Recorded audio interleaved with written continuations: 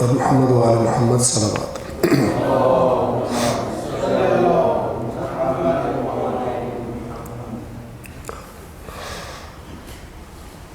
اعوذ باللہ من الشیطان الرجیم، بسم اللہ الرحمن الرحیم، الحمد للہ رب العالمین، والصلاة والسلام علی سید الانبیاء والمرسلین وعلی اہل بیتہ الطیبین الطاہرین وصحبہ المنتجبین۔ گزشتہ درس میں ہم نے قرآن کریم کے دوسرے جز میں سورۃ البقرہ آیت نمبر 221 تک تمام کیا تھا۔ آج انشاءاللہ سورۃ البقرہ کی آیت نمبر 222 سے 230 تک پہلے ہم تلاوت کریں گے، اور اس کے بعد ان آیات کا ترجمہ اور مختصر وضاحت آپ کی خدمت میں عرض کریں گے۔ صلوات پڑھیں محمد و آل محمد۔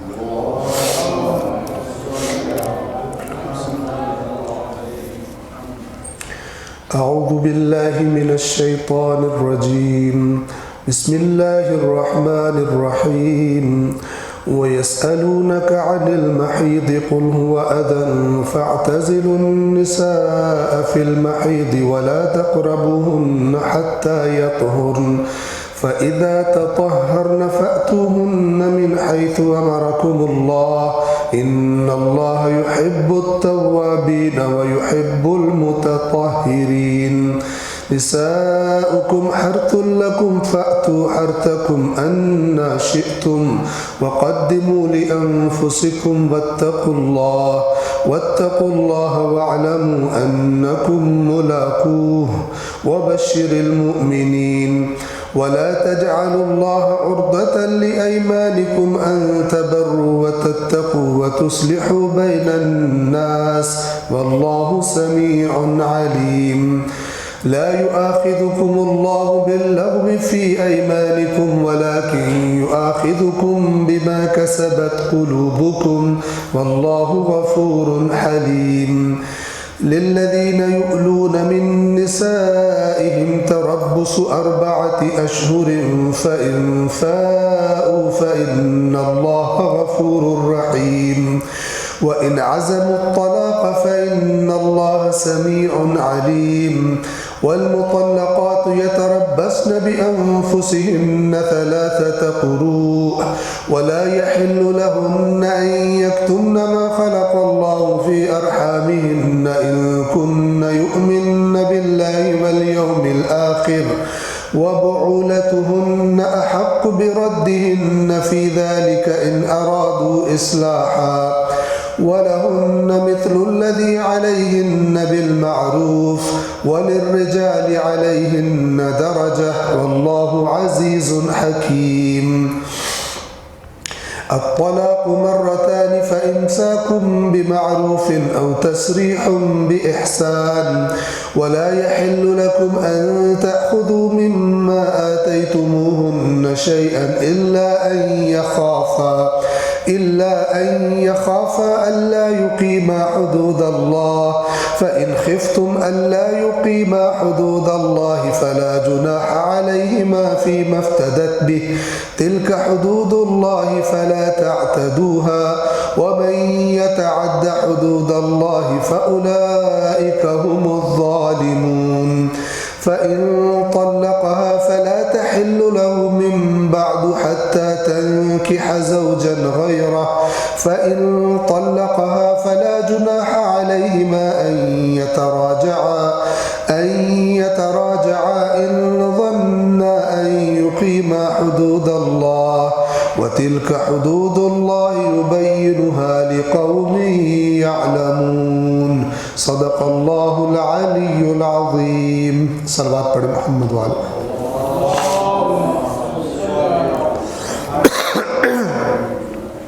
سورۃ البقرہ آیت نمبر 222 سے آج ہم نے آگے پڑھنا ہے۔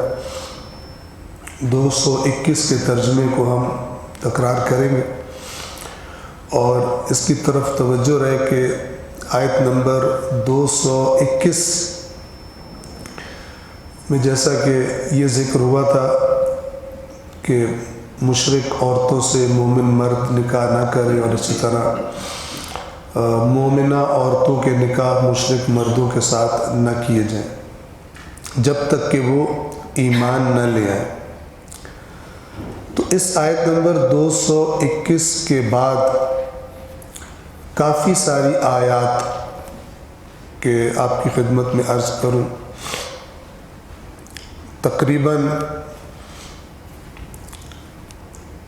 آیت نمبر 242 تک، یعنی 221 سے شروع ہوتا ہے موضوع اور 242 تک یہ تمام آیات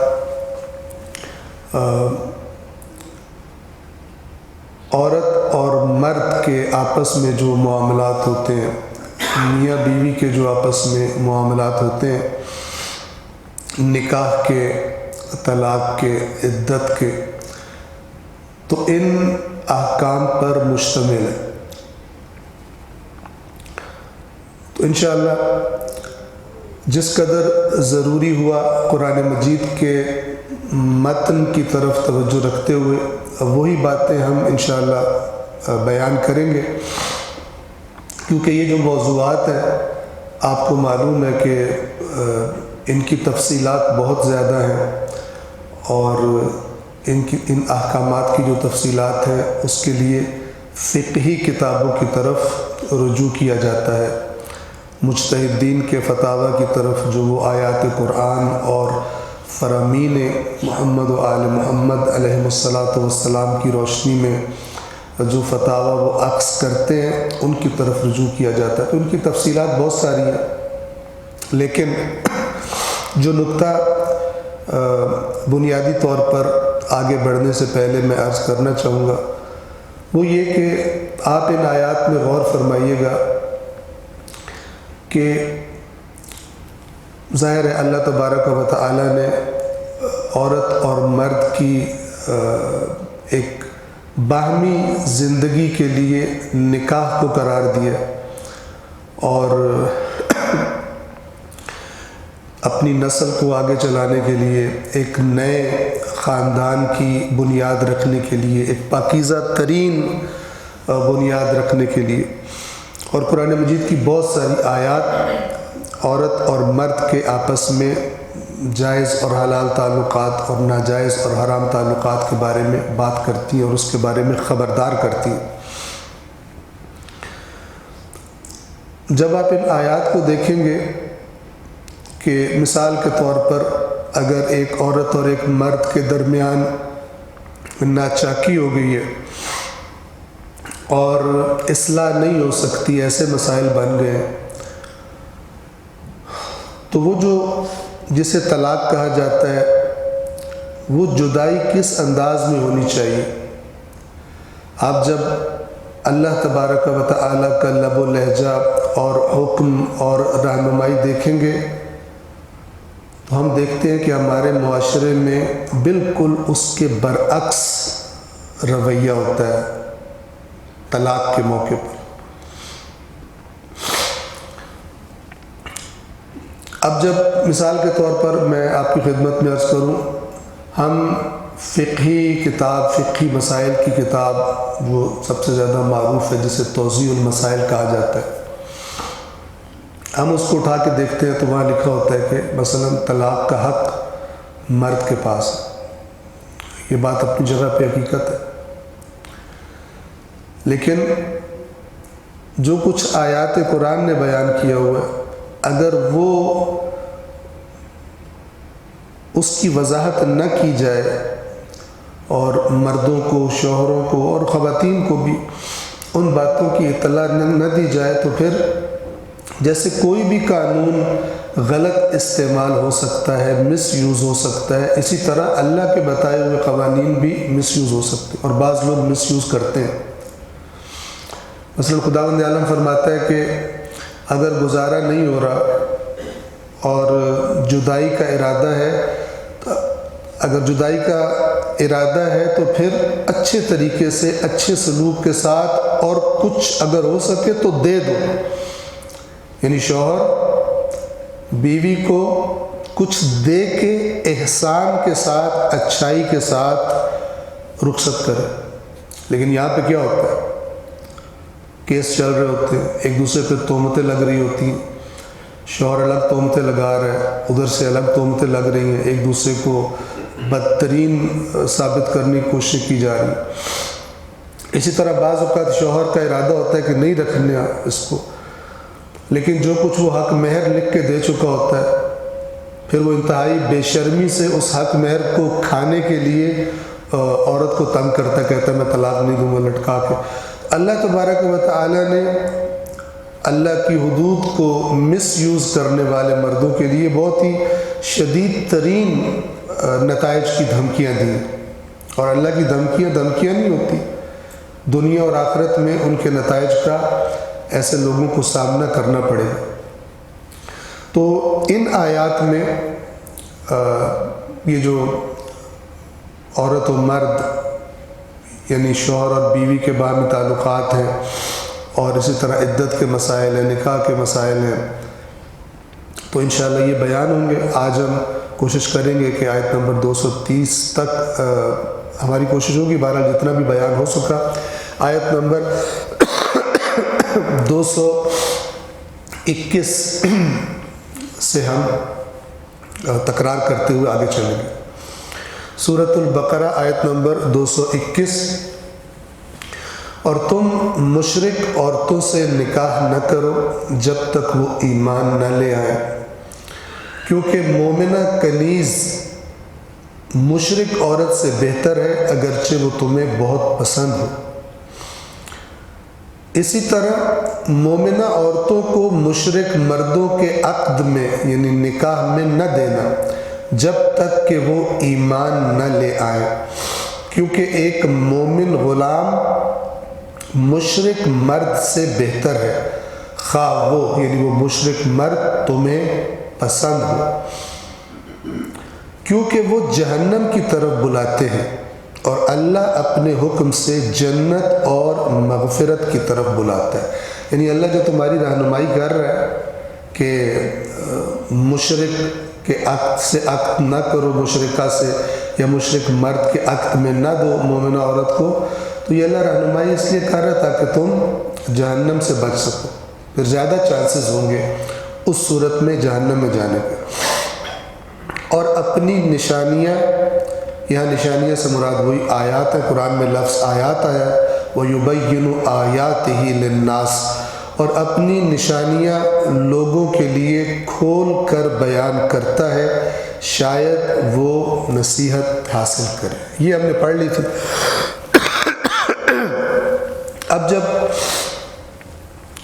یہاں پر نکاح اور عورت و مرد کے باہم پیوند کی جب بات آئی تو اس سے جڑا ہوا ایک مسئلہ جو اس زمانے میں بھی تھا اور اس میں مختلف اقوام افراط و تفریط کی قائل تھی، اسے بیان کیا، اور وہ ہے خواتین میں حیض کا مسئلہ، کہ خاتون کے کچھ خاص ایام ہوتے ہیں جن میں وہ نماز نہیں پڑھ سکتی، مثال کے طور پر دیگر چیزیں جن میں طہارت ضروری ہوتی ہے وہ نہیں کر سکتی۔ تو ان ایام میں بعض قومیں، جیسے روایات میں ملتا ہے کہ یہودی یا اسی طرح ہندو وغیرہ، وہ عورت کو ان ایام میں، ان مخصوص ایام میں بالکل اچھوت سمجھ لیتے تھے، جیسے ایک اچھوت ہوتا ہے بالکل اس کو سائڈ پہ کر دینا، کسی قسم کی بات چیت، بالکل دوری اختیار کرنا۔ اور کچھ اقوام ایسی تھی کہ جو ان ایام میں بالکل جیسے عام ایام میں حالات ہوتے عورت مرد کے اسی طرح رکھتے تھے۔ تو ظاہر ہے کہ چونکہ یہ ہر انسان کی زندگی سے مربوط مسئلہ تھا، تو اللہ تبارک و تعالیٰ نے ان خاص ایام کے بارے میں اور عورت اور مرد کے تعلق کے بارے میں ان ایام میں اور ان ایام کے علاوہ ان آیات میں بیان فرمایا۔ سورۃ البقرہ آیت نمبر 222۔ وَيَسْأَلُونَكَ عَنِ الْمَحِيضِ، اور آپ سے سوال کرتے ہیں محیض کے بارے میں۔ محیض دوسرا لفظ ہے اسی حیض کے بارے میں۔ قُلْ هُوَ أَذًى، آپ کہہ دیجئے کہ یہ اذا ہے، اذا کے دو معنی ہیں عربی زبان میں، مرض یا بیماری کو بھی کہتے ہیں اور نجاست اور گندگی کو بھی کہتے ہیں۔ جیسے انسان کے بدن میں، مرد و عورت کے بدن میں دیگر مثلا نجاسات ہوتی ہیں، اسی طرح اللہ تبارک و تعالی نے حیض کے لیے اذا کا لفظ استعمال کیا، کیونکہ جب یہ ایام ہوتے ہیں تو اس وقت خاتون عورت صحت مندی کی نسبت بیماری کے زیادہ نزدیک حالت میں ہوتی، نارمل نہیں ہوتی، اور اس کو نجاست کہا گیا کیونکہ ظاہر ہے کہ یہ خون ہوتا ہے اور نجس ہوتا ہے۔ تو اے رسول کہہ دیجئے ہوا اذن، حیض گندگی ہے، نجاست ہے، بیماری کسی کیفیت ہے۔ فَاعْتَزِلُوا النِّسَاءَ فِي الْمَحِيضِ، پس دوری اختیار کرو، کنارہ کشی اختیار کرو عورتوں سے حیض میں، حیض کے ایام میں۔ وَلَا تَقْرَبُوهُنَّ حَتَّى يَطْهُرْنَ، اور ان کے قریب نہ جاؤ یہاں تک کہ وہ پاک ہو جائے۔ اب یہاں یہ جو قرب ہے یہ کنایہ ہے عورت اور مرد کے، میاں بیوی کے ازدواجی خاص تعلق سے کنایہ ہے، نہ یہ کہ ان ایام میں عورت کے نزدیک بھی نہ جاؤ، اسے کمرے میں مثلا الگ کر دو، کوارنٹائن کر دو، جیسے بعض قومیں کیا کرتی تھی، اچھوت قرار دے دیتے تھے، بلکہ یہ کنایہ ہے کہ ان ایام میں شوہر اور بیوی آپس میں نزدیکی نہ کریں۔ وَلَا تَقْرَبُوهُنَّ حَتَّى يَطْهُرْنَ، اور ان کے قریب نہ جاؤ یہاں تک کہ وہ پاک ہو جائے۔ فَإِذَا تَطَهَّرْنَ، ایک لفظ آیا ہے یطہرن، طہر توئے پر پیش ہا اور را، اور دوسرا لفظ ہے تطہر۔ طہر یعنی جب وہ ایام حیض گزر جائے اور اس خون حیض سے خاتون پاک ہو جائے۔ تطہر ہے مثلا غسل کر لینا اور طہارت معنوی بھی انسان حاصل کر لے، جیسے غسل جنابت ہوتا ہے اسی طرح غسل حیض ہوتا ہے۔ تو تطہر سے مراد غسل وغیرہ کر لینے کے بعد کی جو حالت وجود میں آتی ہے وہ مراد۔ فَإِذَا تَطَهَّرْنَ، پس جب وہ پاک ہو جائے یعنی غسل وغیرہ کر چکے، فَأْتُوهُنَّ مِنْ حَيْثُ أَمَرَكُمُ اللَّهُ، تو ان کے پاس آؤ، ان کی طرف آؤ اس طریقے سے جس طرح اللہ نے تمہیں حکم دیا ہے۔ ظاہر ہے کہ خداوند عالم نے انسانوں کی تمام حیوانات حتیٰ کہ نباتات وغیرہ وَمِن كُلِّ شَيْءٍ خَلَقْنَا زَوْجَيْنِ، اور ہم نے ہر چیز کے زوج، نر اور مادہ جوڑے قرار دیے، تو اسی طرح انسانیت کی جو افزائش نسل ہے اور آگے بڑھنا ہے اس کا اللہ تبارک و تعالی نے یہ طریقہ قرار دیا۔ تو اللہ تعالیٰ فرما رہا ہے کہ جو فطری طریقہ اللہ نے قرار دیا ہے اس طریقے سے پھر ان کے نزدیک آؤ۔ ان اللہ یحب التوابین ویحب المتطہرین، یقیناً اللہ پسند کرتا ہے توبہ کرنے والوں کو اور پاکیزہ رہنے والوں کو۔ یہ دو لفظ آئے ہیں، توابین، تواب کی جمع ہے توبہ کرنے والا، اور متطہرین، متطہر کی جمع، متطہر یعنی جو خود کو پاک کر لے، پاکیزہ ہو جائے۔ یہ دو لفظ کیوں استعمال کیے توجہ کیجئے۔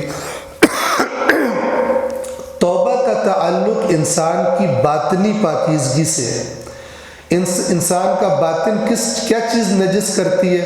گناہ اور اللہ کی نافرمانی انسان کا باطن نجس کر دیتی ہے۔ ہو سکتا ہے کسی انسان کا ظاہر بالکل پاک و پاکیزہ ہو لیکن باطن نجس ہو، باطن نجس ہو، جھوٹا ہو، خیانت کار ہو اور اس قسم کی دیگر برائیوں میں خود کو اس نے آلودہ کیا ہو۔ بدن پاک ہے، کپڑے پاک ہیں، لیکن اندرونی نجاست ہے۔ یہ اندرونی طہارت کس چیز سے حاصل ہوتی ہے انسان کو؟ توبہ سے، یعنی گناہوں کو چھوڑ کر گناہوں پر اللہ کی بارگاہ میں ندامت کا اور شرمندگی کا اظہار کر کے، حقیقت میں جو شرمندگی ہوتی ہے انسان کو، اور اس کا اظہار اللہ کے سامنے کرتا ہے اور پھر اللہ سے عہد کرتا ہے کہ میں یہ گناہ نہیں کروں گا، تو یہ توبہ سبب بن جاتی ہے انسان کے باطن کی پاکیزگی کی۔ انسان اپنے باطن کو پانی سے دھو نہیں سکتا۔ توبہ ہوتی ہے اللہ کی بارگاہ میں، توبہ کرنا سبب بنتا ہے کہ انسان کا باطن پاکیزہ ہوتا ہے۔ پس توابین کو اللہ پسند کرتا ہے، یعنی وہ لوگ جو اپنے باطن کو پاک رکھتے ہیں۔ جیسے قرآن کہتا ہے اگر کبھی ان سے کوئی گناہ ہو جائے تو فوراً اللہ کو یاد کرتے ہیں اور اپنے گناہ کی معافی مانگتے ہیں، اور جو غلطی ان سے ہوئی ہے اس پر اصرار نہیں کرتے، اس کی تکرار نہیں کرتے، عادی مجرم نہیں ہوتے۔ تو یہ کہ اگر تھوڑی سی نجاست، جیسے اگر کسی کے پاک و پاکیزہ کپڑے ہوں تو اس کے کپڑوں پر تھوڑی سی نجاست لگے فوراً پاک کرتا ہے، لیکن جو بہت ہی گندے مندے کپڑوں والا ہو اس کے اتنی گندگی لگی چلو تھوڑی اور لگ گئی تو کیا ہوگا۔ لیکن جو صاف ستھرے رہتے ہیں وہ تھوڑی سی بھی گندگی ان کو اچھی نہیں لگتی، ان کو اس سے تکلیف ہوتی، فوراً صاف کرتے ہیں۔ تو متقین بھی ایسے ہوتے ہیں، ایسے نہیں کہ متقین سے غلطی نہیں ہوتی، انسان خطا کار ہو جاتی ہے، لیکن جیسے ہی ہوتی ہے فوراً متوجہ ہوتے ہیں، اللہ کو یاد کرتے ہیں، معافی مانگتے ہیں، اور جو اللہ نے وہاں پہ شرط بتائی ہے وَلَمْ يُصِرُّوا عَلَى مَا فَعَلُوا، جو حرکت ان سے ہوئی تھی، کر بیٹھے تھے، اس پر اصرار نہیں کرتے، یعنی اس کو ریپیٹڈلی بار بار انجام نہیں دیتے، گویا کہ عادی مجرم نہیں ہوتے۔ وَهُمْ يَعْلَمُونَ، جانتے بوجھتے ہوئے کہ یہ گناہ ہے، بار بار نہیں کرتے اس کو۔ اگر ہمیں کسی کام کو، اللہ کی نافرمانی کو بار بار کرنے کی عادت پڑ گئی ہے تو ہماری حالت خطرے میں ہے، چاہے وہ چھوٹی چیز ہے چاہے وہ بری چیز ہے۔ روایات میں بتایا گیا ہے کہ صغیرہ گناہ بھی تکرار کرنے سے پھر صغیرہ نہیں رہتے، بڑے ہو جاتے ہیں، اور یہ صغیرہ گناہ ہی ہوتے ہیں جو آہستہ آہستہ کبیرہ کی طرف، بڑے گناہوں کی طرف انسان کو لے جاتے ہیں۔ لہٰذا ائمہ اہل بیت علیہم السلام نے بڑی بہترین نایاب رہنمائیاں کی ہیں۔ فرمایا کہ گناہ کرتے ہوئے یہ مت دیکھو کہ یہ گناہ چھوٹا ہے، اس طرف توجہ نہ رکھو کہ یہ چھوٹا سا گناہ ہے، اس کرنے سے کیا ہوتا ہے، بلکہ اس ذات کی عظمت اور بڑائی کو دیکھو جس کی نافرمانی کرنے لگے ہو۔ جب اس کی عظمت کو دیکھو گے پھر تمہیں چھوٹی نافرمانی بھی بڑی لگے گی۔ لہذا گناہ کے چھوٹے ہونے کی طرف توجہ کی جگہ جس کی نافرمانی ہے وہ اس کی عظمت کی طرف تم توجہ رکھو۔ تو بہرحال اللہ پسند کرتا ہے توابین کو، یحب، حب محبت جسے کہا جاتا ہے، اللہ محبت کرتا ہے توابین سے، جو اپنے باطن کو بھی پاک رکھنے کی فکر میں ہوتے ہیں، اور اگر غلطی بھی ہو جائے تو فوراً دھو لیتے ہیں توبہ کے ذریعے سے۔ اور آپ کو معلوم ہے کہ ہم پہلے بھی بتاتے رہتے ہیں روایات کے ذریعے بھی کہ توبہ زبان کا لقلقہ نہیں ہوتی، زبان سے کوئی چیز الفاظ ادا کر دینے کا نام توبہ نہیں ہے۔ اور اہل بیت اطہار علیہم السلام نے اس کی صراحت فرمائی ہے اپنے فرامین میں کہ وہ شخص کہ جو زبان سے کہتا ہے استغفر اللہ و اتوب الیہ، میں مغفرت طلب کرتا ہوں اللہ سے اور اس کی بارگاہ میں توبہ کرتا ہوں، یہ اپنی زبان سے کہے جب کہ اس کے دل میں ترک گناہ کا ارادہ نہ ہو، یعنی وہ کہہ رہے یہ جملہ بول رہے، جیسے بعض لوگ تسبیح پڑھ رہے ہوتے ہیں استغفار کی، میں روز اتنی تسبیح پڑھتی ہوں استغفار کی، جبکہ اس تسبیح کے دوران کوئی تبدیلی، کوئی عادت غلط چھوڑنے کا ارادہ نہیں ہوتا، بس ایک روٹین ہے۔ تو آپ الفاظ روایت کے دیکھیں، اصول کافی کے اندر یہ روایت موجود ہے، فرماتے ہیں کہ جو شخص استغفر اللہ و اتوب الیہ کہتا ہے جبکہ ترک گناہ کا ارادہ نہیں ہوتا، فقد استہزأ بربہ، اس نے اپنے رب کا مذاق اڑایا، اللہ کا مذاق اڑایا اس نے۔ اس کی بڑی سمپل سی مثال ہم دیا کرتے ہیں سمجھنے کے لیے کہ باپ بیٹھا ہوا ہے اور وہ بچے سے کہتا ہے کہ بیٹا مجھے ایک گلاس پانی کا لا دو، مجھے بڑی سخت پیاس لگی ہوئی۔ بچہ ٹس سے مس نہیں ہوتا۔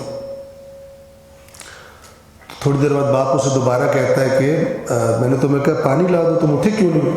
وہ کہتا ہے میں بہت سوری ابو جی، میں بہت معذرت چاہتا ہوں بابا، میں نے آپ کو پانی نہیں لا کے دیا، بہت سوری، پلیز مجھے معاف کر دے۔ جاتا پھر بھی نہیں ہے پانی لینے۔ اصلاً ارادہ ہی نہیں ہے باپ کو پانی پلانے کا، لیکن کہہ رہا کیا ہے؟ تھوڑی دیر بعد باپ پھر کہتا ہے پلیز مجھے غلطی ہوگی، مجھے معاف کر دے۔ باپ کے دل پہ کیا گزرے گی جب کہ باپ کو پتہ ہو کہ اس کے دل میں ارادہ ہی نہیں ہے کہ مجھے پانی پلائے۔ اس کو پتہ چل جائے گا۔ تمسخر، اسے عربی میں کہتے ہیں استہزاء، فقد استہزأ بربہ، تو بے شک اس نے استہزاء کیا اپنے رب کے ساتھ۔ کہہ رہا ہے یا اللہ میں گناہ نہیں کروں گا، جبکہ ارادہ ہے کوئی۔ ایک منہ سے ایک جملہ ہے جو وہ کہہ رہی ہے، ایسے ہی ہے جیسے کوئی بے ایمانی اور رشوت خوری کی نیت سے پولیس کا محکمہ یا کوئی دوسرا محکمہ جوائن کرے اور حلف اٹھا رہا ہو قرآن پہ ہاتھ رکھ کے کہ میں اللہ کی قسم اٹھا کے کہہ رہا ہوں کہ میں بالکل جناب قوم کی خدمت کروں گا اور کوئی خیانت نہیں کروں گا، جبکہ دل میں پکا ارادہ ہے کہ آیا اسی لیے کہ رشوت کھانا۔ اسی طرح کرپٹ سیاستدان، کرپٹ مثلا بیوروکریٹس، جو بھی اٹھا رہا ہے حلف، لیکن اسے پتہ ہے میں تو اتنے رشوت دے کے یہ سیٹ لی ہے، فلاں لی ہے، میں نے تو حرام خوری کرنی ہے۔ یہ استہزاء ہے۔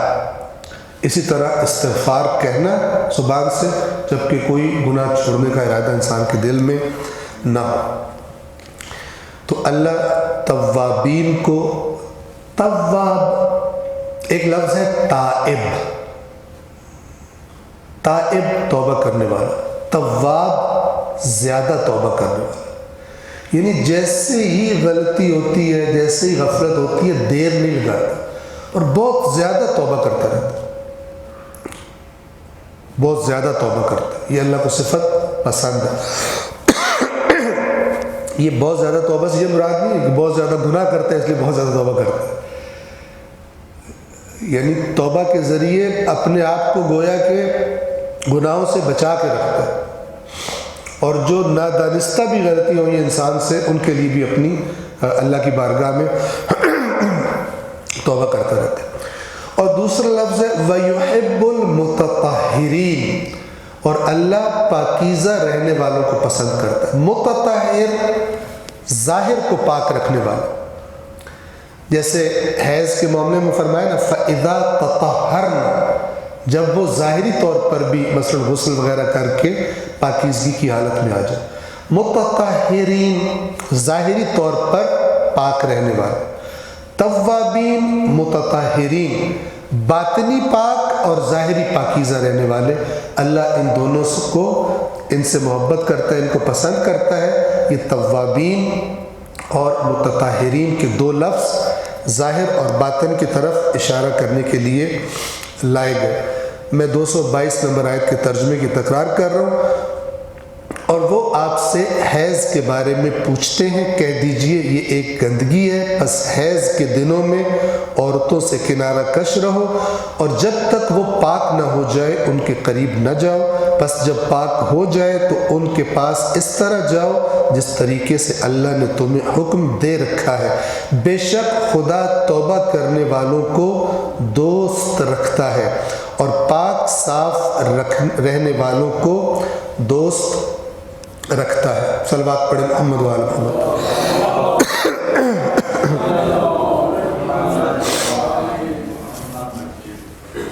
آیت نمبر 223، نکاح کے نتیجے میں عورت اور مرد کے قرب کے نتیجے میں نسل انسانی آگے بڑھتی ہے، ایک نئی نسل، ایک نئے خاندان کی بنیاد پڑتی ہے۔ تو اس کے بارے میں یہ رہنمائی کی جا رہی ہے، نساؤکم حرث لکم، تمہاری عورتیں یہ تشبیہ دی جا رہی ہے، جیسے مثال دی جاتی ہے کسی چیز کی کے ساتھ شباہت کے ذریعے۔ حرف کہتے کھیتی کو، نساؤکم حرث لکم، تمہاری عورتیں تمہاری کھیتیاں ہیں، فأتوا حرثکم انا شئتم، بس اپنی کھیتیوں کی طرف آؤ جیسے چاہو یا جب چاہو، وقدموا لانفسکم، اور اپنے نفسوں کے لیے آگے بھیجو اچھے اعمال۔ یہ تعبیر قرآن استعمال کرتا ہے، یعنی اللہ کے پاس نیکیاں آگے بھیجو۔ بس اس میں اشارہ ہے کہ یہ جو پاکیزہ تعلق ہے عورت اور مرد کا، جس طرح اللہ تبارک و تعالی نے رہنمائی کی ہے، شریعت نے رہنمائی کی ہے، خود یہ تعلق اسی حلال راستے سے قائم ہونا اور صاحب اولاد ہونا، یہ خود نیکی ہے۔ اور لہٰذا اگر آپ اس معاملے میں احادیث کا مطالعہ فرمائے، روایات کو دیکھیں، تو میاں جب اپنی بیوی کو محبت کی نگاہ سے دیکھے یا حتیٰ مسکرائے، اسی طرح بیوی خود یہ اس کے لیے اجر کا باعث، ثواب کا باعث۔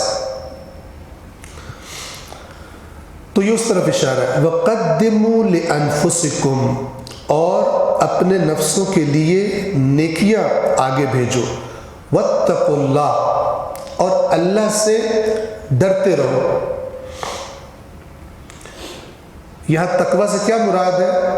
وہ تمام چیزیں جو ان معاملات میں اللہ نے جن سے دور رہنے کا کہا ہے، جن تعلقات سے دور رہنے کا کہا ہے، جن ایام میں دور رہنے کا کہا ہے، پھر ان معاملات میں پرہیز کرو۔ تقوی اصل میں بچنے کو کہتے ہیں، اور ہم کئی بار آپ کی خدمت میں عرض کر چکے، یہ ہمیشہ آپ کے ذہن میں جب بھی تقوی یا اس کا کوئی بھی ڈیریویٹو لفظ آئے، متقین آئے، اتقو، تو آپ کے ذہن میں یہ بات ہونی چاہیے، اس کا معنی ہے بچنا، ڈرنا۔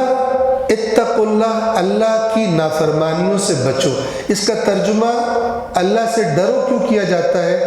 اس لیے کہ مراد یہ ہوتی ہے کہ جن کاموں پر اللہ نے عذاب کا وعدہ کیا ہے، اس عذاب سے ڈرو، ورنہ ذات پروردگار تو ایسی ہے کہ جس سے محبت کی جاتی ہے۔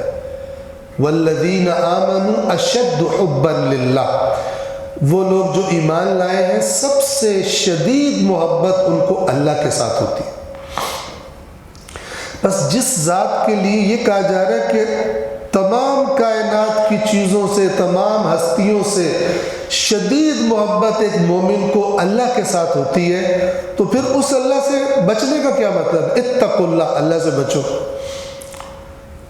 یعنی اللہ نے جن چیزوں سے منع کیا ہے ان سے بچو، یا جن کاموں پر اللہ نے عذاب کا وعدہ کیا ہے ان کاموں سے بچو، اس عذاب سے بچو۔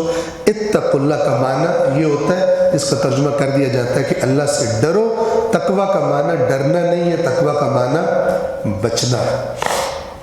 واتقوا اللہ، اور اللہ کی نافرمانیوں سے بچو، یعنی خاص طور پہ ان معاملات میں، ویسے تقوی کا دائرہ وسیع ہے، ہر شعبہ زندگی کا اس کے اندر آتا ہے، لیکن جو کانٹیکسٹ ہے، جو سیاق و سباق اور جن معاملات کی باتیں چل رہی ہیں، اسی کے بارے میں ظاہر ہے کہ پہلا معنی یہی ہے کہ ان معاملات میں، ان تعلقات میں، زن و شوہر، زن و مرد کے تعلقات میں جو اللہ تبارک و تعالی نے چیزوں سے بچنے کا حکم دیا ہے، ان سے پرہیز کرو۔ وَاعْلَمُوا أَنَّكُمْ مُلَاقُوهُ، اور جان لو کہ تم اس سے ملاقات کرنے والے، جو تمہیں رہنمائی کر رہے ہیں اللہ، اس بات کو جان لو کہ تم نے اس سے ملاقات کرنی۔ وَبَشِّرِ الْمُؤْمِنِينَ، اور خوشخبری دے دیجئے مومنوں کو۔ کیا مطلب؟ اچھی ملاقات کی۔ اور مومن کون ہے؟ صاحب ایمان، جو اللہ کی باتوں کو دل سے مان لیتے ہیں۔ ایمان کا تعلق دل سے قبول کرنے سے، تو جو اللہ کی رہنمائیوں کو دل سے قبول کر لے، اس کو اے رسول خوشخبری سنا دیجیے، یعنی اس کی اللہ سے ملاقات بڑی بہترین ہوگی۔ ملاقات تو سب نے کرنی۔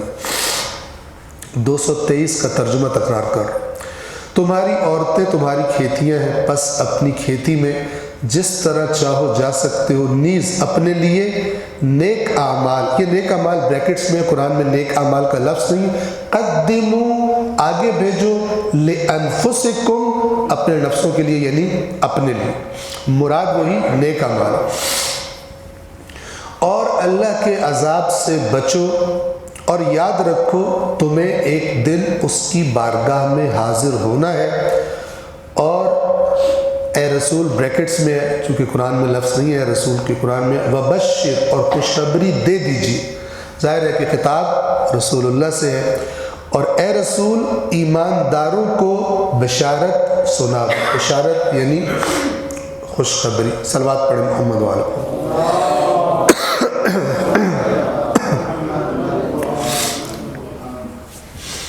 ایک مسئلہ جو آگے آئے گا عورت اور مرد کے معاملات میں، یہ آیت نمبر 224 اور 225 اگرچہ اسی سے مربوط ہے، لیکن ایک اوور آل بات سے موضوع کا آغاز کیا جائے،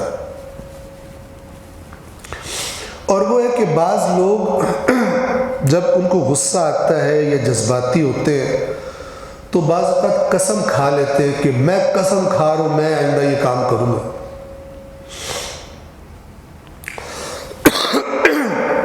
انہی میں سے ایک قسم تھی جو قبل از اسلام سے رائج تھی، اور اسلام نے اگرچہ اس سے منع کیا، لیکن یہ کہ کہا کہ اگر کوئی ایسا کرے تو پھر اس کو یہ کرنا پڑے گا۔ اسے ایلا کہتے تھے، ایلا عربی کا لفظ ہے، اور ایلا کا مطلب یہ ہوتا تھا کہ شوہر قسم کھا لیتا تھا کہ آج کے بعد میں نے تیرے قریب آنا ہی نہیں، بیوی کو کہتا تھا، یعنی وہ جو ازدواجی تعلق ہے آج کے بعد تیرے ساتھ میں قائم ہی نہیں کروں گا۔ اب وہ عورت جو تھی وہ لٹک جاتی تھی، معلق ہو جاتی تھی، یہ طلاق اس کو نہیں ہوئی کہ وہ آگے نکاح کر لے، اور جو شوہر ہے اس نے قسم کھا لی ہے کہ اس نے قریب نہیں آنا۔ تو یہ موضوع آگے آئے گا خاص طور پر، لیکن جو بات شروع ہو رہی ہے آیت نمبر 224 سے، وہ اوور آل قسموں کے بارے میں بات ہوگی۔ وَلَا تَجْعَلُوا اللَّهَ عُرْضَةً لِأَيْمَانِكُمْ، اور اللہ کو قرار نہ دو، یعنی اللہ کے نام کو، اللہ کی قسم میں یہ نہیں کروں گا، اور اللہ کو قرار نہ دو۔ عُرْضَةً، عرضہ کہتے ہیں وہ چیز جسے پیش کیا جائے، اور یہاں مراد یہ ہے کہ اللہ کے نام کو سامنے کر کے قسمیں نہ کھاؤ۔ اور قسم کس چیز کی ہے؟ کوئی نیکی نہ کرنے کی قسم۔ مثلا دو دوست آپس میں لڑتے ہیں، آپ ان کی صلح کرا دیتے ہیں، وہ پھر لڑ پڑتے، صلح کرا دیتے ہیں، آخر تنگ آ کر اللہ کی قسم آج کے بعد میں تمہاری صلح نہیں کراؤں، یہ غلط ہے، یہ قسم ہوتی نہیں۔ اللہ کی قسم آج کے بعد میں کسی آپ مومن سے کہے تیرے سے بات ہی نہیں کروں گا، یہ غلط ہے۔ تو ان کے میں فقہی احکام بھی مختصر آپ کی خدمت میں عرض کر دوں۔ اللہ کو اپنی قسموں کا انہوں نے ترجمہ کیا ہے نشانہ مت بناؤ۔ نشانہ بنانے سے مراد ہے کہ اللہ کے نام کو سامنے کر کے قسم نہ کھاؤ۔ کس بات کی قسم؟ ان تبروا، کہ تم نیکی نہیں کرو گے، کوئی بھی نیکی کا کام تم قسم کھا لو اللہ کی قسم میں نہیں کروں گا۔ وَتَتَّقُوا، کوئی بھی تقوی کا کام قسم کھا لو کہ میں نہیں کروں گا۔ وَتُصْلِحُوا بَيْنَ النَّاسِ، لوگوں کی اصلاح کے بارے میں تم قسم کھا لو کہ میں نہیں صلح کراؤں گا، میں ان کے جھگڑے کی اصلاح نہیں کروں گا۔ ان کاموں کے لیے، ان کاموں کو نہ کرنے کے لیے اللہ کو عرضہ قرار نہ دو، یعنی اللہ کے نام کو نشانہ قرار نہ دو، یعنی اللہ کی قسمیں نہ کھاؤ۔ آپ کو یہ پتہ ہونا چاہیے کہ شرعی اعتبار سے قسم جسے قسم کہا جاتا ہے وہ صرف اللہ کے نام کی ہوتی ہے۔ باقی یہ جو قرآن کی قسم، غازی عباس کی قسم، ٹھیک ہے نا، تمہاری قسم، یہ ساری قسمیں کوئی شرعی طور پر کوئی ویلیو نہیں رکھتی، اگرچہ اخلاقی طور پر ویلیو رکھتی ہیں۔ کوئی بندہ مثلا کہے میں قرآن کی قسم کھا رہا ہوں کہ یہ بات حقیقت ہے،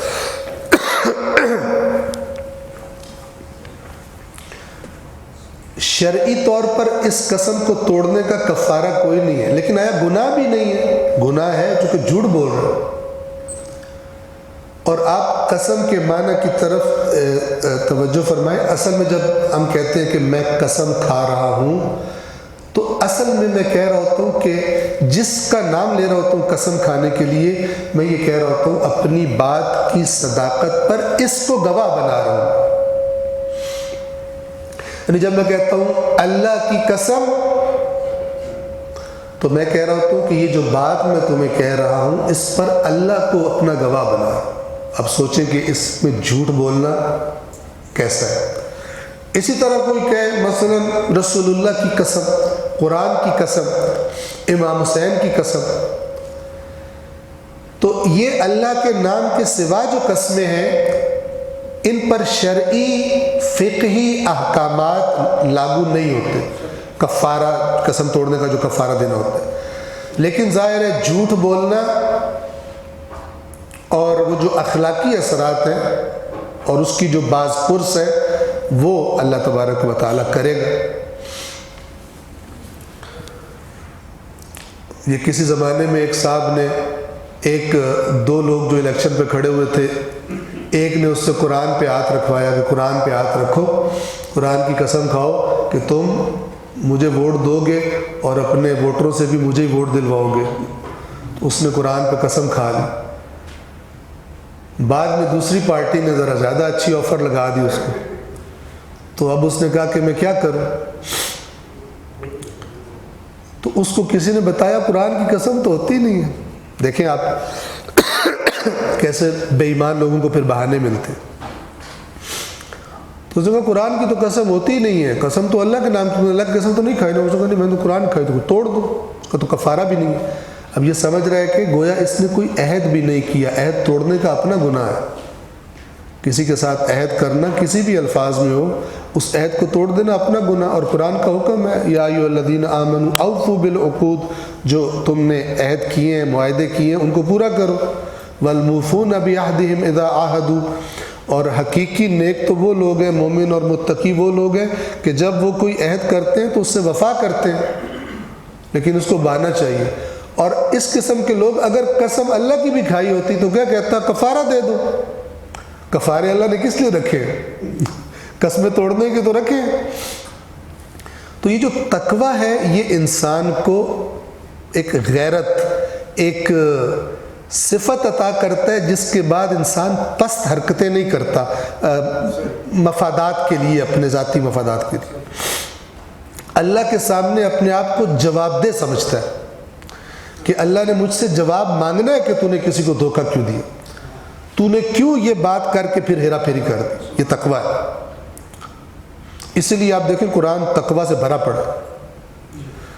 اللہ تعالیٰ فرماتے ہیں اگر تمہارے جس بھی عمل کی بنیاد میں تقویٰ نہیں ہے وہ عمل قبول ہی نہیں ہے۔ ابھی میں چونکہ انشاءاللہ ارادہ ہے حج کے سفر پہ جانے کا، تو وہ حج کی کلاسز کے لیے کچھ روایات پڑھ رہا تھا دوبارہ سے۔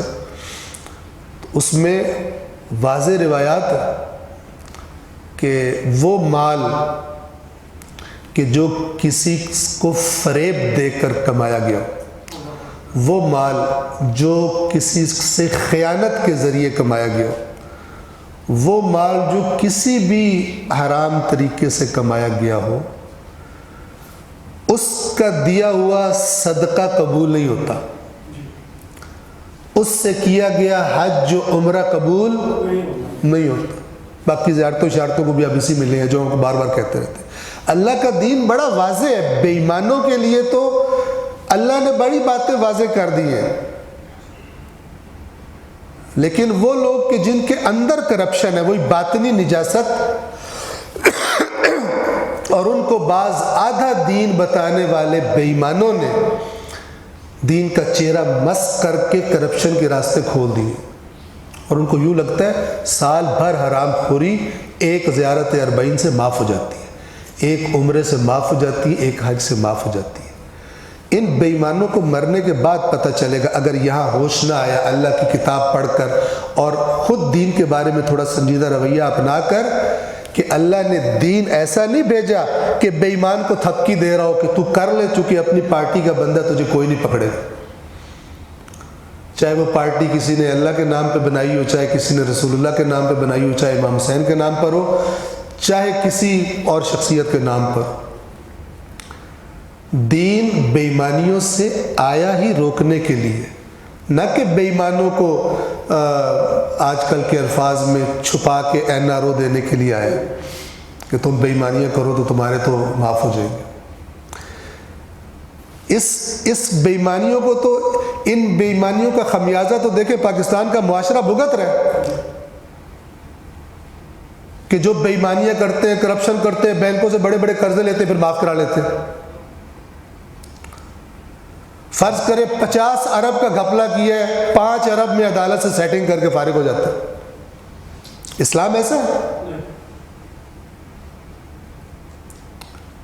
خدا کی لعنت ان پر جنہوں نے یہ چیزیں گھڑی اور اس پاکیزہ دین اور تقوی کی بنیاد پر قائم دین کا انہوں نے چہرہ بگاڑا اور لوگوں کو پیش کیا، اور بے ایمانوں نے آ کے ان کو میٹھا لگا اور انہوں نے اسی کو چاٹنا شروع کر دیا، نہ دیکھا کہ قرآن میں کیا لکھا ہے، نہ دیکھا کہ صحیح روایات میں کیا لکھا ہے۔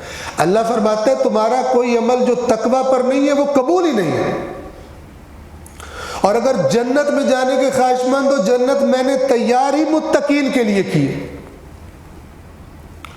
اور اس قرآن کی ہدایت اگر کسی کو فائدہ دے گی تو وہ اسی کو فائدہ دے گی جس میں تقوی ہے۔ تو اللہ نے تو صاف کر دیا، پھر بھی بے ایمان 2-3 کام کر کے خوش ہے۔ تو اللہ تعالیٰ فرماتا ہے کہ یہ سمجھتے ہیں یہ فراڈ لگا رہے ہیں، اصل میں ان کو فراڈ لگ گیا، یہ سمجھتے ہیں چکر دے رہے ہیں، یہاں بھی موجے وہاں بھی موجے، اصل میں ان کے ساتھ بہت بڑا دھوکہ کر دیا گیا ہے، اس لیے کہ ان کے دل میں اللہ کی اطاعت نہیں تھی، بلکہ ان کے دل میں تھا کہ بے ایمانی بھی کرے اور کچھ دے دلا کے اپنا اگلا اکاؤنٹ بھی صاف کر لے۔ یہ بے ایمان اصل میں اپنے دھوکے میں خود آنے والے ہیں۔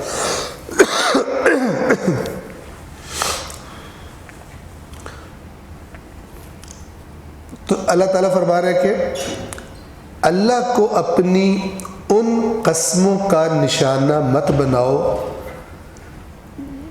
جن سے تم نیکی کرنے، ان تبرو، تبرو بر نیکی سے ہے، تم نیکی کرنے سے، وَتَتَّقُوا اور تقوی کے کاموں سے، وَتُصْلِحُ بَيْنَ النَّاسِ اور لوگوں کے درمیان اصلاح کرنے سے باز رہنا چاہتے ہو، قسم کھا رہے ہو کہ میں یہ کام نہیں کروں گا۔ نیکی کا کام، تقوی کا کام، اور نیکی یعنی اچھائی کرنا، تقوی یعنی برائی سے بچنا، قسم کھا لے میں برائی سے نہیں بچوں گا، یہ تو میں کروں گا ہی کروں گا، حرام کام کی قسم کھا لے، یا یہ کہ میں سلو نہیں کرواؤں گا۔ واللہ سمیع علیم، اب یہ اشارہ ہوتا ہے، ایک قسم کی دھمکی چھپی ہوتی ہے اس میں، کہ اللہ سب کچھ سننے والا ہے اور سب کچھ جانتا ہے، جو تم قسمیں کھا رہے ہو اللہ سب سنتا ہے اور سب جانتا ہے۔ اور اللہ کو اپنی ان قسموں کا نشانہ مت بناؤ جن سے نیکی کرنے، تقوی اختیار کرنے اور لوگوں میں صلح و آشتی، آشتی یعنی دوستی، فارسی کا لفظ ہے، اور صلح و آشتی کرانے سے باز رہنا مقصود ہو، اور اللہ سب کچھ خوب سننے والا، جاننے والا ہے۔ توجہ فرمائیں، آیت نمبر 225 اسی سے مربوط ہے۔ قسمیں بعض اوقات سنجیدہ قسمیں ہوتی ہیں، بعض اوقات جذباتی قسمیں ہوتی ہیں، بعض کا تو تقیہ کلام ہی قسم ہوتی ہے۔ ایک بندہ آ کے رپورٹ دیتا ہے، کہتا ہے نا آج فلان صاحب آ رہے ہیں تو اللہ کی قسم، ہر بات میں اللہ کی قسم کھاتا ہے۔ تعجب کا اظہار کرنا ہو تب کہتا ہے اللہ کی قسم، خوشی کا اظہار کرنا ہو تب کہتا ہے اللہ کی قسم۔ کھانے کی اس کو قسم سے عادت پڑی ہوتی ہے۔ تو پروردگار فرما رہے لا یؤاخذکم اللہ باللغو فی ایمانکم، اللہ تمہارا مؤاخذہ نہیں کرے گا۔ مؤاخذہ اخذ سے ہے، اخذ کہتے ہیں پکڑنے کو، گرفت کرنے کو۔ اللہ تمہیں نہیں پکڑے گا، تمہارا مؤاخذہ، تمہاری گرفت نہیں کرے گا جو قسمیں تم لغو، بےہودہ قسم کی قسم، کوئی ارادہ نہیں ہے، کوئی سنجیدہ معاملہ نہیں ہے جس پر قسم طلب کی گئی ہو، ایویں قسمیں کھائی جا رہی، تو ان قسموں پہ اللہ تمہارا مؤاخذہ نہیں کرے گا۔ اگرچہ روایات میں آیا ہے کہ یہ بھی غلط کام ہے، نہیں کرنا چاہیے۔ قرآن مجید نے زیادہ قسمیں کھانا منافق کی نشانی بتایا، چونکہ وہ قسم کی آڑ لیتا ہے اپنے فراڈ کو چھپانے کے لیے۔ اللہ ان قسموں پر تمہاری گرفت نہیں کرے گا جو تم نے لغو یعنی غیر سنجیدہ، عدم توجہ، بے توجہی سے اٹھائی ہوئی قسم۔ ولیکن، لیکن یؤاخذکم بما کسبت قلوبکم، ان قسموں پہ مؤاخذہ کرے گا جو تم نے دل سے کھائی ہوئی، یعنی کسی سنجیدہ معاملے پر عمدن کسی کو غلط بیانی کر دی قسم کھا کر، کوئی عہد کیا قسم کھا کے، جھوٹی قسم کھا دی، ان پہ اللہ تمہیں پکڑے گا۔ اب انسان خود قرآن کے ان الفاظ سے اندازہ کر سکتا ہے کہ بے توجہ والی قسمیں کون سی ہوتی ہیں اور سنجیدہ قسمیں کون سی ہوتی ہیں۔ واللہ غفور حلیم، چونکہ یہاں پر فرمایا کہ اگر تم نے قسم کھائی بھی ہوگی، چاہے اللہ کی قسم کھائی ہوگی، لیکن وہ سنجیدہ قسم نہیں تھی، اللہ تمہارا مؤاخذہ نہیں کرے گا، وہ بڑا مغفرت کرنے والا ہے۔ اور حلیم یعنی بردبار، برداشت کرتا ہے، اللہ کا تحمل بہت زیادہ ہے، نہیں ہوتا، جلدی گرفت نہیں کرتا۔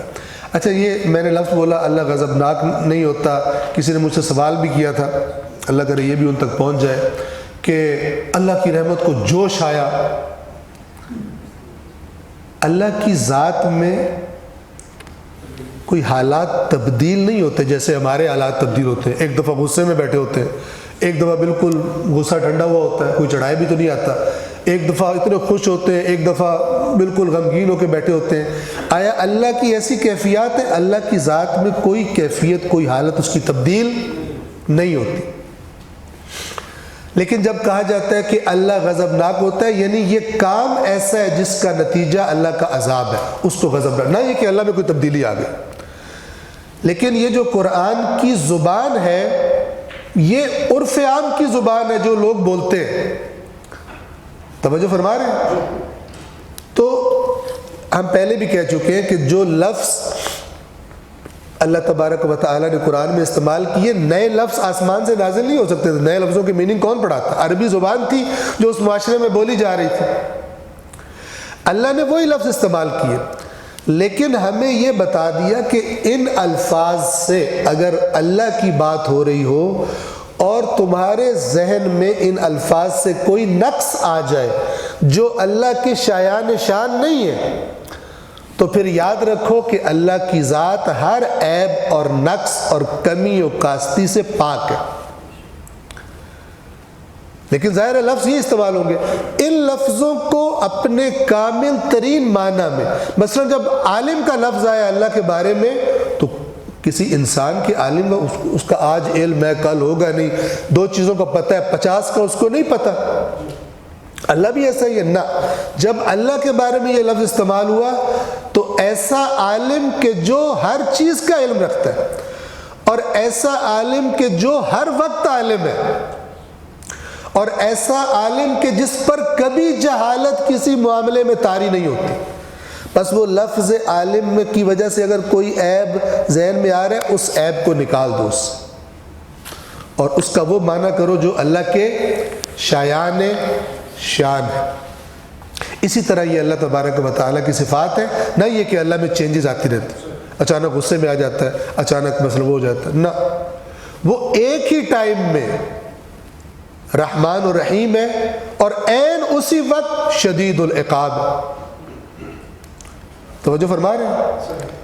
تو یہ ایسا نہیں ہے کہ ہماری طرح اللہ کی حالتیں تبدیل ہوتی ہیں، اللہ کی کوئی ایسی حالت نہیں ہے کہ ایک حالت سے دوسری حالت میں تبدیل ہو جائے۔ یہ چونکہ عام زبان میں بولا جاتا ہے اللہ کی رحمت کو جوش آیا، اللہ تعالیٰ ان پہ غضبناک ہو گیا، فلان ہو گیا، تو یہ بات انشاءاللہ ذہنوں میں واضح ہونی چاہیے۔ 225 کا ترجمہ میں تکرار کروں، اللہ ان قسموں پر تمہاری گرفت نہیں کرتا جو تم بے توجہی میں کھاتے ہو، ہاں جو قسمیں تم سچے دل سے کھاتے ہو یعنی سنجیدہ، ان کا مواخذہ، گرفت ان کا مواخذہ ہوگا، اور اللہ خوب درگزر کرنے والا بردبار ہے۔ تو انشاءاللہ اس کا معنی واضح ہے۔ قسموں کے بارے میں میں یہ جو تفسیر کوثر میں چند جملے آپ کے سامنے تیزی سے پڑھ دوں تاکہ نسبتاً بات واضح ہو جائے۔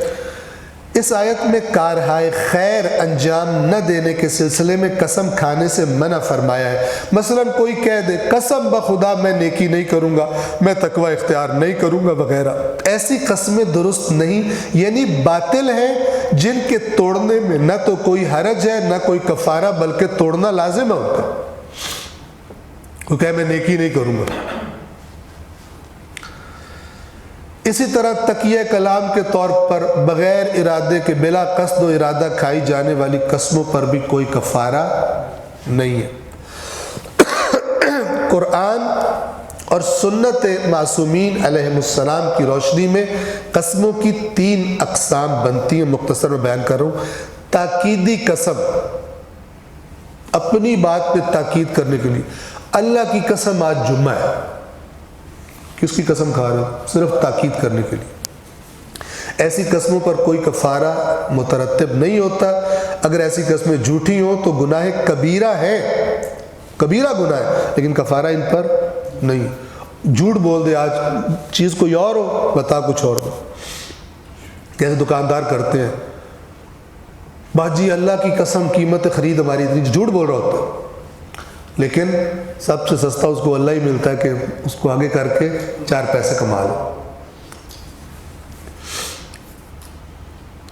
وہ جس پر کفارہ ہے وہ کچھ کرنے کا ہوتا ہے، کوئی عہد ہوتا ہے، کوئی کام کروں گا پھر وہ نہ کرے تو اس پر کفارہ ہوتا ہے۔ دوسری ہے التجا کے لیے جو قسم کھائی جاتی ہے، ٹھیک ہے، جیسے آپ کہتے ہیں اللہ کی قسم دے رہا ہوں میرا یہ کام کر دو، آپ کو اللہ کی قسم دے رہا ہوں، جیسے بعض کو لوگ کہتے ہیں اللہ کا واسطہ دے رہا ہوں، اللہ کی قسم دے رہا ہوں کام کر، اگلا بندہ کام نہ کرے تو کفارہ پڑ جائے گا؟ نہیں۔ اور یہ جو قسم دے رہا ہے کام نہ ہو اسے کفارہ پڑ جائے گا؟ نہیں۔ یہ وہ مختلف عرف عام میں معاشرے میں قسم کے استعمالات ہیں جو لوگ کرتے ہیں۔ تیسری کو نام دیا جاتا ہے التزامی یا لازمی قسم، جو لازم ہو جاتی ہے انسان پر، اور وہ کیا ہے کہ یہ کہے کہ واللہ یا اللہ کی قسم میں یہ کام ضرور کروں گا، اور وہ کام وہ نہ ہو، حرام کام نہ ہو یا نیکی ترک کرنے کی قسم نہ ہو۔ تو فقہی کتابوں میں فرماتے ہیں ایسی قسموں کے تفصیلی احکام موجود ہیں، ان کے توڑنے پر کفارہ بھی ہوتا ہے، کفارہ بھی دینا ہوتا ہے، اور ان کے توڑنے کا گناہ بھی اپنی جگہ پر ہوتا ہے۔ روایت میں ہے کہ اس آیت کے ذیل میں امام جعفر صادق علیہ السلام نے فرمایا یہ جو قسموں سے منع کیا جا رہا ہے اس سے مراد یہ ہے کہ کوئی شخص قسم کھائے کہ اپنے بھائی وغیرہ یا اپنی ماں سے، مثلا مثال دے کے سمجھا رہے ہیں، میں بات ہی نہیں کروں گا، میں اپنی امی سے بات ہی نہیں کروں گا آج کے بعد، میں اپنے بھائی سے بات ہی نہیں کروں گا، قسم کھا لے۔ یہ قسم یہ لا یؤاخذکم اللہ باللغو فی ایمانکم، یا وہ کہ جو ولا تجعلوا اللہ عرضۃ لایمانکم ان تبروا وتتقوا وتصلحوا بین الناس، ان چیزوں کے بارے میں اللہ کے نام کی قسمیں نہ کھاؤ۔ صلوات پڑھیں محمد و آل محمد۔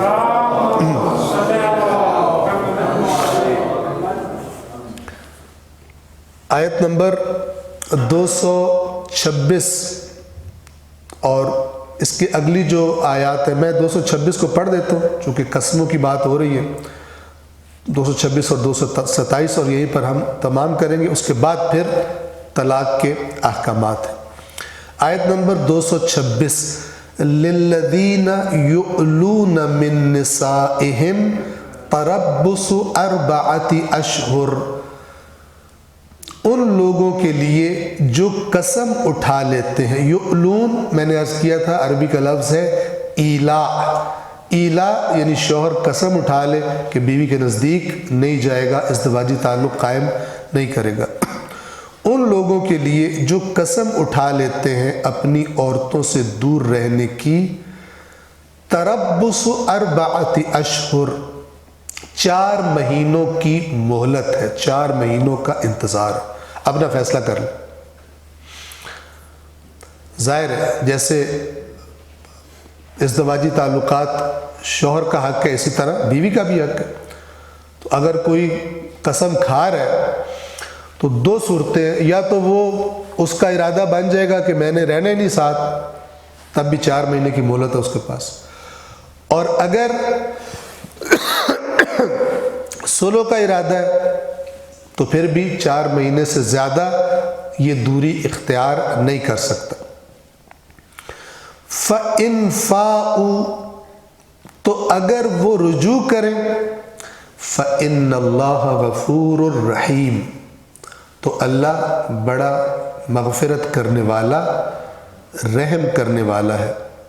227 وَإِنْ عَزَمُوا الطَّلَاقَ اور اگر طلاق کا عزم کر لیں, طلاق کا ارادہ کر لیں, فَإِنَّ اللَّهَ سَمِيعٌ عَلِيمٌ.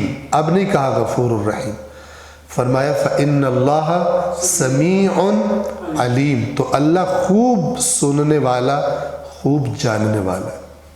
یعنی وہاں پہ چونکہ میاں بیوی کا آپس میں رجوع ہو رہا ہے تو اللہ تعالیٰ فرما رہا ہے کہ اللہ جو اگر لڑائی ہوئی تھی, جذبات ہوئے تھے, آپس میں کوئی ہو گیا تھا, اللہ معاف کر دے گا, رحم فرمائے گا صلح کی وجہ سے. لیکن اگر طلاق کا عزم کر لیا اس شوہر نے تو پھر طلاق بنتی ہے یا نہیں بنتی؟ آیا عورت میں کوئی ایسا مسئلہ ہے کہ طلاق تک نوبت جانی چاہیے؟ دیکھیں طلاق اللہ تعالیٰ کا مبغوض ترین کام ہے, یعنی اللہ کو بغض ہے, نفرت ہے شدید طلاق سے. چونکہ ایک پاکیزہ ترین بنیاد جو ہے جو اللہ کو پسند ہے وہ ٹوٹ جاتی ہے اس. لیکن اللہ نے اسے جائز رکھا ہے خاص حالات میں, چونکہ خالق جانتا ہے کہ بعض دفعہ معاملات ایسے ہو جاتے ہیں کہ اس کے علاوہ چارہ نہیں, اور پھر اکٹھے رہنا دونوں کے لیے عذاب ہے, یا کم از کم ایک کے لیے عذاب ہو جائے گا, اور وہ ایک دوسرے کے حقوق بھی ادا نہیں کر پائیں گے. تو اب اگر طلاق کا ارادہ کر لے, وہاں پہ اللہ فرما رہا ہے فَإِنَّ اللَّهَ سَمِيعٌ تو اللہ خوب سننے والا ہے. کیوں دے رہے ہو طلاق؟ ظلم سے دے رہے ہو, تنگ کرنے کے لیے دے رہے ہو, کسی تجاوز کے لیے دے رہے ہو. علیم خوب علم رکھتا ہے, اور اس سمیع علیم میں دھمکی چھپی ہوتی ہے کہ اگر تم نے زیادتی سے دی, غلط کیا, تو پھر اس کے نتائج تمہیں بھگتنے پڑیں گے. یہ مت سمجھو کہ طلاق کا حق تمہارے پاس ہے تو تمہارا جو دل میں آیا تم نے کر دیا. لہٰذا ہم یہیں پہ اپنی بات کو تمام بھی کریں گے. اس بات کو توجہ سے سن لیں, جو لوگ صرف توضیح المسائل سے ان معاملات میں فقہی مسائل دیکھتے ہیں آدھے دین سے بے خبر ہے. توضیح المسائل کے لکھے ہوئے جملے آیات قرآن کی روح اور میسج کبھی بھی نہیں پہنچا سکتے آپ. لہذا قرآن مجید میں انسان پہلے دیکھ لے کہ جو بھی موضوع مجھے درپیش ہے, جو بھی معاملہ مجھے درپیش ہے دوسرے کسی انسان کے ساتھ, چاہے وہ میری زوجہ ہے, چاہے وہ شوہر ہے, چاہے وہ میری اولاد ہے, چاہے میرے کولیگ ہیں, چاہے میرے گاہک ہیں, کلائنٹس ہیں, جو بھی ہیں, تو اللہ نے ان موضوعات کے بارے میں قرآن میں کیسے بات کی ہوئی؟ کوئی دوسرا اتنے بہترین طریقے سے بات آپ کے سامنے نہیں رکھ سکتا جتنا خالق کائنات خود رکھ سکتا. لہذا قرآن مجید ہر ایک کے لیے لازم, اور پچھتاوا ہے اس کو نہ پڑھنے والوں کے لیے۔ ان دونوں آیتوں کو میں ترجمے کو تکرار کر رہا ہوں۔ 226 جو لوگ اپنی عورتوں سے الگ رہنے کی قسم کھاتے ہیں ان کے لیے 4 ماہ کی مہلت ہے، اگر رجوع کر لیں یعنی ان 4 ماہ کے اندر تو اللہ یقیناً بڑا معاف کرنے والا رحم کرنے والا ہے۔ 227 اور اگر طلاق کا فیصلہ کر لیں تو اللہ یقیناً خوب سننے والا علم والا ہے۔ صلوات پڑھیں محمد وعلی محمد۔ باقی جیسے کوئی کام کرنے کی قسم ہوتی ہے اس کے تفصیلی احکامات کفارے کے دیگر، اور اسی طرح یہ جو خاص قسم ہے ایلا جو قبل از اسلام رائج تھی تو اس کے کیا احکام ہے، اگر کوئی یہ قسم کھا لے تو فقہی کتابوں میں تفصیل کے ساتھ ان کے احکام میں بہت ساری شکیں بہت تفصیلات ہیں۔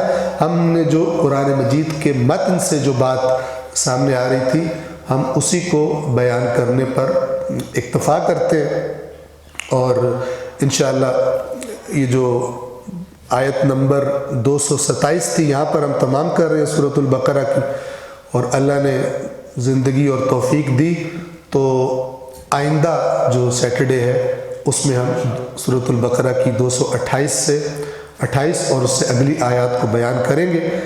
ان آیات سے یا جو گزشتہ گزری ہوئی ہیں ان سے مربوط اگر کوئی سوال کسی کے ذہن میں ہو تو وہ کر سکتا ہے، اور اگر اس سے ہٹ کے کوئی اور سوال ہو تو وہ انشاءاللہ ہال سے باہر کیا جا سکتا ہے۔ صلوات پڑھیں محمد وعلی۔